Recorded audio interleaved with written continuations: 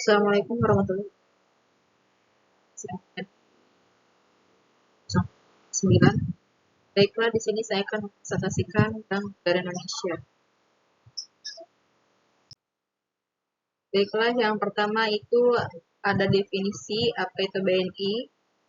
Jadi, PT Bank Negara Indonesia atau Persero Tbk atau biasa disingkat menjadi BNI adalah sebuah badan usaha milik negara Indonesia yang bergerak di bidang perbankan konsumen.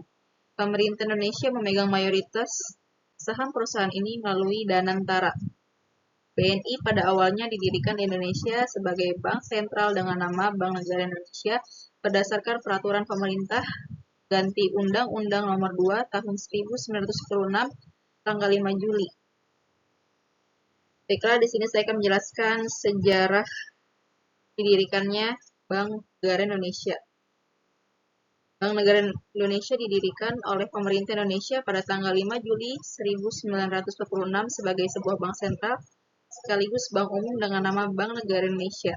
Bank ini kemudian diresmikan di Yogyakarta pada tanggal 17 Agustus 1946 dengan Margono Yoyo Hadikusumo ditunjuk sebagai Direktur Utama dan Mr. Abdul Karim sebagai Sekretaris.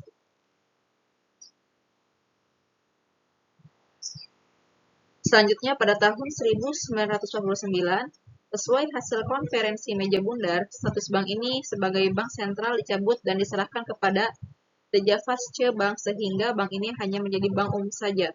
Pada tahun 1950, bank ini ditetapkan sebagai sebuah bank devisa. Bank ini kemudian membuka kantor cabang pertamanya di luar Indonesia, tepatnya di Singapura. Selanjutnya yaitu ada visi dan misi BNI. Baiklah, selanjutnya di sini saya akan menjelaskan visi dan misi BNI.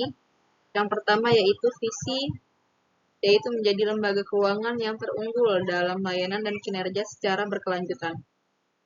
Maksud dari visi tersebut adalah BNI ingin menjadikan bank terbaik dalam pelayanan, kinerja, dan bisa bertahan dalam jangka panjang. Yang kedua, yaitu ada misi. Misi yang pertama memberikan layanan prima dan solusi digital kepada seluruh nasabah selaku mitra bisnis pilihan utama.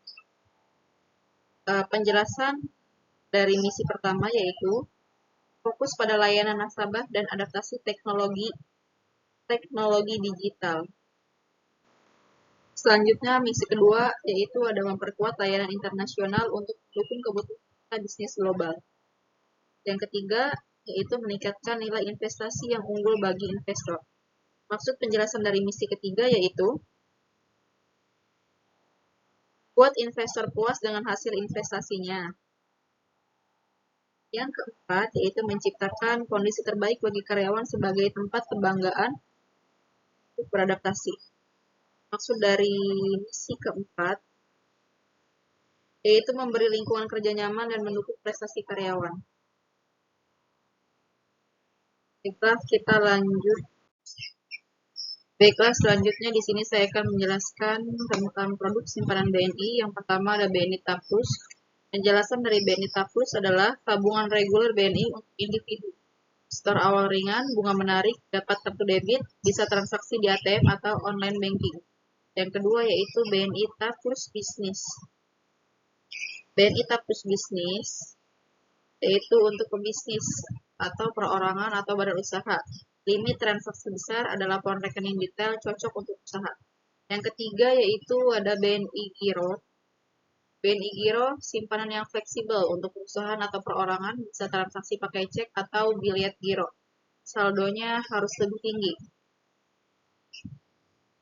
Yang keempat yaitu ada BNI Dolar. Alasannya adalah tabungan dalam mata uang asing atau USD atau SGD cocok untuk yang butuh transaksi internasional plus kompetitif. Yang kelima yaitu ada BNI Taplus Anak dan CO Brand, yaitu tabungan khusus anak usia yang kurang umurnya dari 17 tahun, rekening atas nama anak, bisa kerjasama dengan sekolah untuk edukasi finansial. Yang keenam, BNI TAPA, yaitu tabungan payroll, biasanya buat karyawan perusahaan yang gajinya ditransfer ke rekening BNI, plus dapat fasilitas tambahan. Yang ketujuh yaitu ada BNI Tapenas, penjelasannya adalah tabungan berjangka, Misal, nabung rutin tiap bulan, target tertentu seperti biaya pendidikan, nikah, hiburan, dan lain-lain. Yang kedelapan, yaitu ada BNI Deposito, yaitu simpanan berjangka dengan bunga lebih tinggi dari tabungan biasa, jangka waktu fleksibel 1-24 bulan, aman dan stabil.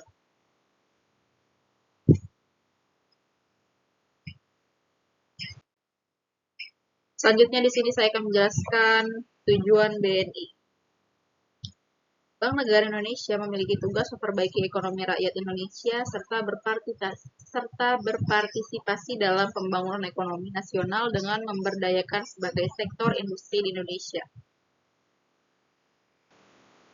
Oke, maksud dari tujuan tersebut adalah BNI bertujuan untuk menjadi lembaga keuangan yang berperan aktif dalam mendorong kemajuan ekonomi Indonesia. Hal ini dilakukan dengan menyediakan berbagai produk dan layanan keuangan yang mudah diakses, aman, modern, serta mampu memenuhi kebutuhan individu, pelaku usaha maupun instansi pemerintah. Dengan demikian, BNI tidak hanya berfokus pada keuntungan semata, tetapi juga berkontribusi terhadap pembangunan ekonomi yang berkelanjutan.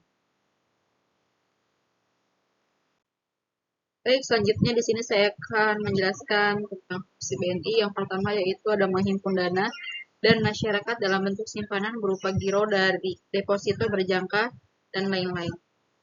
Maksud dari penjelasan yang pertama adalah BNI mengumpulkan dana dari masyarakat melalui berbagai produk simpanan seperti tabungan, giro, dan deposito. Yang kedua yaitu memberikan kredit. Maksud dari yang kedua ini adalah selain tabungan dan pinjaman, BNI juga menyediakan layanan keuangan lainnya seperti transfer, kredit, pembayaran tagihan, layanan valuta asing, kartu kredit, hingga layanan digital banking. Yang ketiga yaitu ada menerbitkan surat pengakuan hutang. Maksud dari menerbitkan surat pengakuan hutang adalah BNI berfungsi sebagai lembaga yang dapat menerbitkan surat pengakuan hutang dalam transaksi pembiayaan atau kredit. Surat ini menjadi bukti sah bahwa seorang nasabah atau pihak tertentu memiliki kewajiban bayar utang kepada BNI sesuai dengan ketentuan yang disepakati. Nah, maksud dari penjelasan tersebut, surat pengakuan hutang biasanya dibuat saat seseorang atau perusahaan menerima fasilitas pinjaman dari BNI. Kemudian di dalam surat itu tercantum jumlah utang, jangka waktu pelunasan, bunga, dan syarat-syarat lainnya. Kemudian fungsi surat ini adalah sebagai dasar hukum jika suatu saat ada masalah dalam pembayaran. Dengan adanya surat ini, posisi hak dan kewajiban antara BNI dan debitur atau nasabah yang berutang menjadi jelas dan terlindungi secara hukum. Baiklah, di sini saya akan menjelaskan tentang kekurangan dan kelebihan BNI. Yang pertama ada kekurangan, kantor cabang BNI dan mesin ATM-nya belum banyak tersebar di beberapa daerah khususnya pelosok. Penjelasan dari maksud tersebut adalah ini menunjukkan bahwa BNI masih terbatas dalam jangkauan fisik layanan di beberapa wilayah untuk orang yang tinggal di daerah terpencil. Akses ke cabang dan mesin ATM mungkin tidak mudah. Hal ini bisa jadi kendala bagi mereka yang membutuhkan layanan perbankan secara langsung atau ingin menarik uang tunai. Nah, kelebihannya yang pertama yaitu ada layanan cash manajemen BNI termasuk terbaik.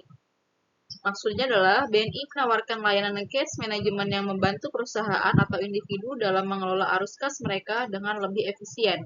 Ini termasuk layanan untuk memonitor dan mengoptimalkan transaksi keuangan secara real time, yang tentunya sangat bermanfaat bagi bisnis.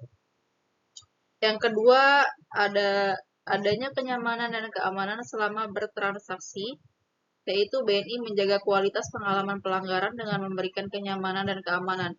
Ini berarti mereka memiliki sistem yang terpercaya untuk melindungi data nasabah dan memastikan transaksi berjalan lancar tanpa risiko yang tinggi.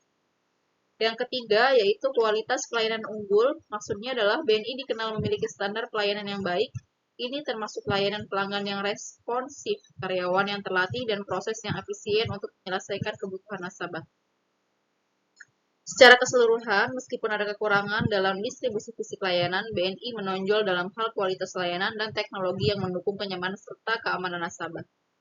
Baik, mungkin cukup sekian dari saya, penjelasan dari Bank Negara Indonesia. Kurang lebihnya saya mohon maaf. Terima kasih. Wassalamualaikum warahmatullahi wabarakatuh.